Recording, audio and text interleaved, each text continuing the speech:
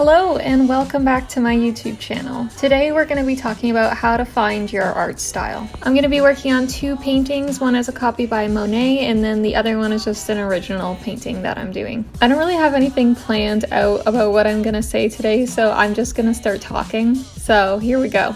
I feel like younger artists put too much pressure on finding their style, but style is just finding out what you like and then incorporating it into your artwork. The influences don't have to be artistic, and you can literally take from any aspect of your life. What I recommend doing is copying other artists. Now, I'm not saying go out and plagiarize other artists. I'm telling you to basically learn from other artists. If you really like what another artist is doing, learn from it and then make it your own. This is for yourself, it's not for anyone else. You don't need to post it anywhere.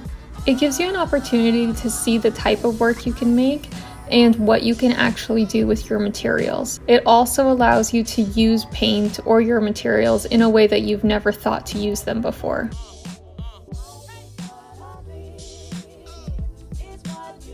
There was a point where I was a really big fan of Impressionism. I still kind of am, but I feel like other art movements have kind of taken the lead instead of Impressionism.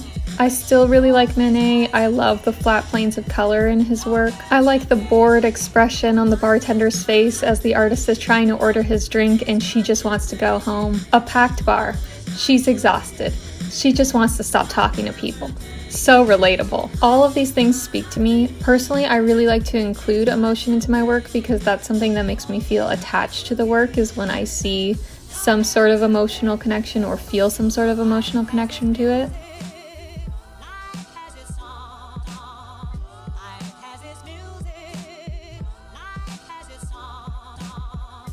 Now, these next two things I'm going to tell you are about Instagram.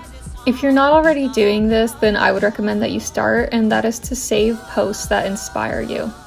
Pretty much my whole Instagram is just things that I find inspiring in some way. Maybe it invokes an idea, or maybe I just really like the color scheme. Maybe I just really like the color scheme. Maybe I just really like the color scheme. Whatever it is, it doesn't matter. The thing that is inspiring to you. Once you've saved up enough images, you're going to be able to see a pattern of things that appeal to your sensibilities. Maybe you start seeing a pattern when it comes to colors or textures or content. Really start to define what it is that's standing out to you and why.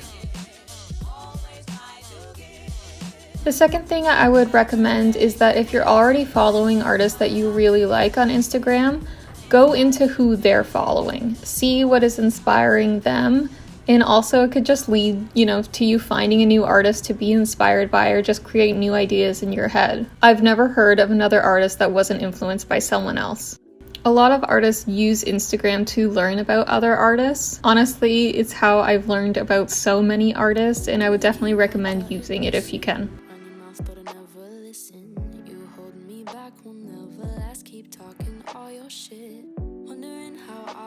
What are the types of things that influence you that are not art? For instance, I had this assignment in school where we had to take a picture of something and then take it into Photoshop and then paint that picture.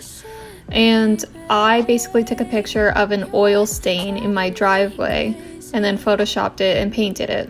The reason though that I took a picture of the oil stain was because I just really liked the colors in it, and then I also just liked how it kind of looked like it was watercolor. I mean, it's oil, but the colors were like blending together in a really cool way. It inspired me, and I just thought it was really interesting. I feel like that's something that really elevates a lot of people's work, is when they can just look at something in nature and then apply it to their own work. It's not an easy thing to do, but the more you do it, the easier it becomes.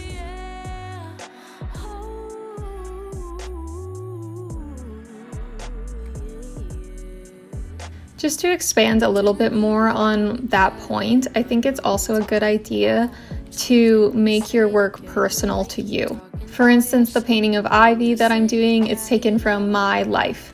I had to dog sit my friend's dog. So many artists take inspiration from their own life. Manet took inspiration from his real life as well. Don't be afraid to do it.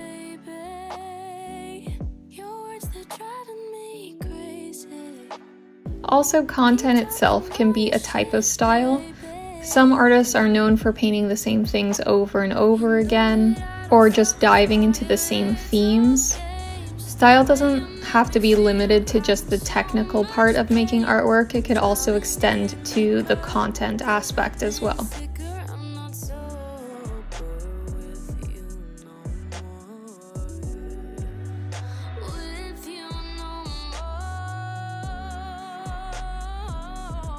Now, I'm going to say something that I feel like might be a little bit annoying, but I think that if you've come this far in the video without clicking off, then at least you're open to hearing what I have to say about this topic. And that is, if you're lucky, you never truly figure out what you're doing in art. Your style continues to evolve with you. You might have some things that you keep within your style throughout the whole time, but generally, style is meant to develop and grow with you, and it shouldn't be something that's stagnant throughout your whole artistic career. You don't have to find the one thing that you're going to be doing forever and then that's it. That's way too much pressure to put on yourself. All I want to say is that even when you get to a point where you think you found your style, chances are you haven't, because your work is just going to continue to develop from there.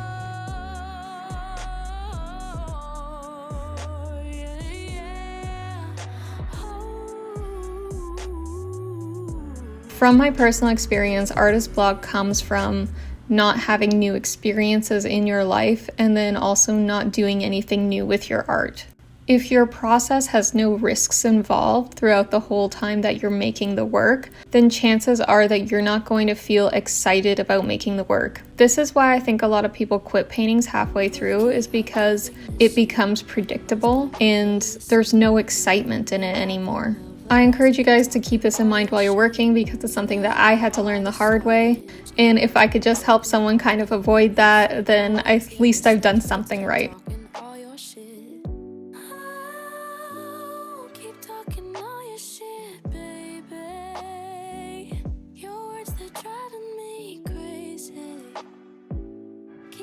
Next thing I want to suggest is make a lot of art. Make as much art as you can. The only way you're going to figure out if you like something or not is if you make a lot of art. The more art you make, the more style you develop. Also, you don't have to have one style. There's plenty of artists that have multiple styles.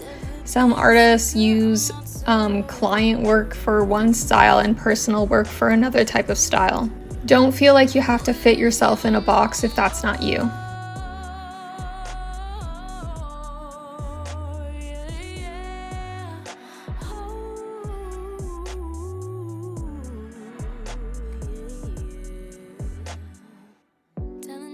Anyway, that's going to be the end of this video. If you guys like this video, then give it a like. If you want to subscribe, then subscribe. And I will see you guys next week with I don't know what yet.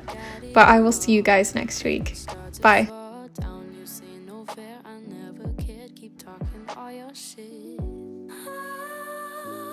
Keep talking all your shit.